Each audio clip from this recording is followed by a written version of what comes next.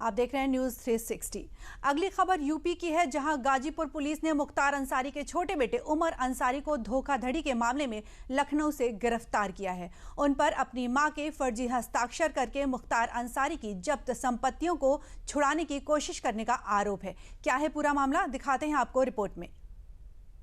मुख्तार अंसारी, वो नाम जिसने राजनीति को बंदूक की नली से चलाना शुरू किया था, जिसका नाम 35 साल पहले यूपी के मऊ की गलियों में गूंजा करता था, जिसने अपराध की दुनिया से सियासत तक मऊ को अपना किला बनाया था, लेकिन अब उसी किले की दीवारें दरकने लगी हैं।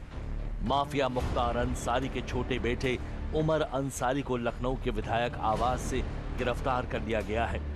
उमर अंसारी की गिरफ्तारी से उत्तर प्रदेश की राजनीति, अपराध और सत्ता के उस गठजोड़ में एक और बड़ा मोड़ आ गया है।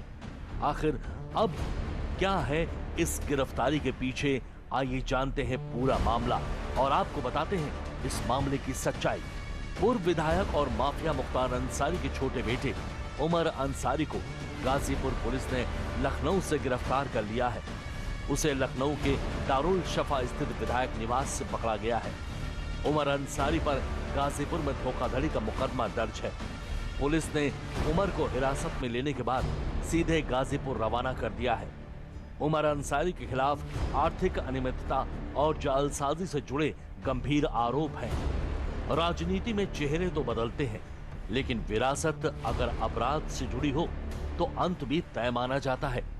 उमर अंसारी पर आरोप है कि उसने अपनी मां और 50,000 की इनामी अफशान अंसारी के नाम पर फर्जी दस्तखत किए थे, लेकिन जिन दस्तावेजों पर झूठी कलम की स्याही चलाई गई थी, योगी सरकार में अब वही दस्तावेज उमर को जेल की सलाखों तक खींच लाए हैं। इस मामले में सिर्फ उमर ही नहीं, उसके साथ उनके वकील लियाकत अली का नाम भी शामिल है, जो अब कानून की किताबों में नहीं, जांच एजेंसियों के सवालों के घेरे में है। एक प्रकरण में उमर अंसारी जो कि IS 191 गैंग के सरगना मुख्तार अंसारी मृतक एवं उनकी पत्नी अफसान अंसारी, जो कि वर्तमान में 50,000 की इनामिया है, उनका बेटा है और इसको कल हिरासत में लिया गया था लखनऊ से। और एक प्रकरण है जिसमें 2021 में एक प्रॉपर्टी जो कि कोतवाली क्षेत्र में है, मोहल्ला देवड़ी बल्लभदास में, काफ़ी वैल्यूएबल प्रॉपर्टी है, उसको 14(1) के अंतर्गत जब्त किया गया था। Special court MP MLA court माननीय न्यायालय के द्वारा एक ऑर्डर, जो DM का ऑर्डर था, उसको कंफर्म किया गया। उसके विरुद्ध, उस ऑर्डर के विरुद्ध इनके द्वारा एक अपील की गई थी।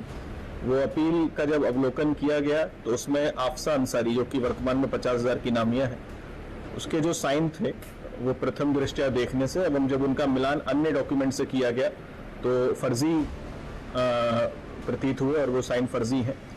तो उक्त संदर्भ में मुकदमा पंजीकृत किया गया उमर अंसारी एवं इनके वकील लियाकत के विरुद्ध, और उसी प्रकरण में उमर अंसारी की गिरफ्तारी हुई है।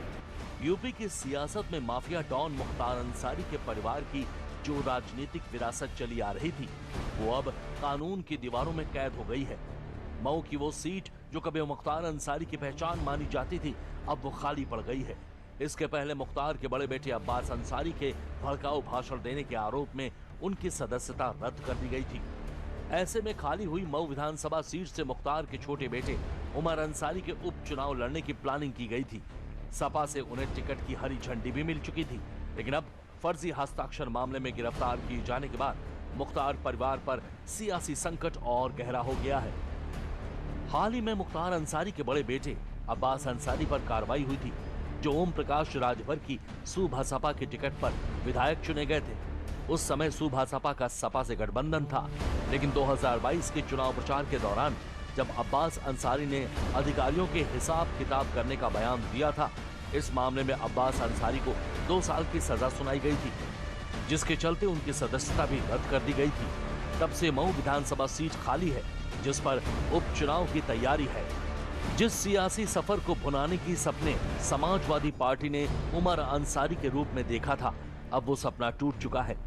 अब्बास अंसारी की सदस्यता गई, उमर अंसारी सलाखों के पीछे हैं और अफशान अंसारी पर इनाम घोषित है। एक दौर था जब ये परिवार सत्ता के गलियारों में ताकत की मिसाल माना जाता था, लेकिन अब वही परिवार कानून के शिकंजे में मिसाल बन चुका है। मुख्तार अंसारी के बाद मुख्तार के सियासी विरासत को उनके बेटे अब्बास अंसारी ने संभाला तो था, लेकिन अब मुख्तार अंसारी के दोनों बेटों की सियासी सफर पर कानून का विराम लग चुका है।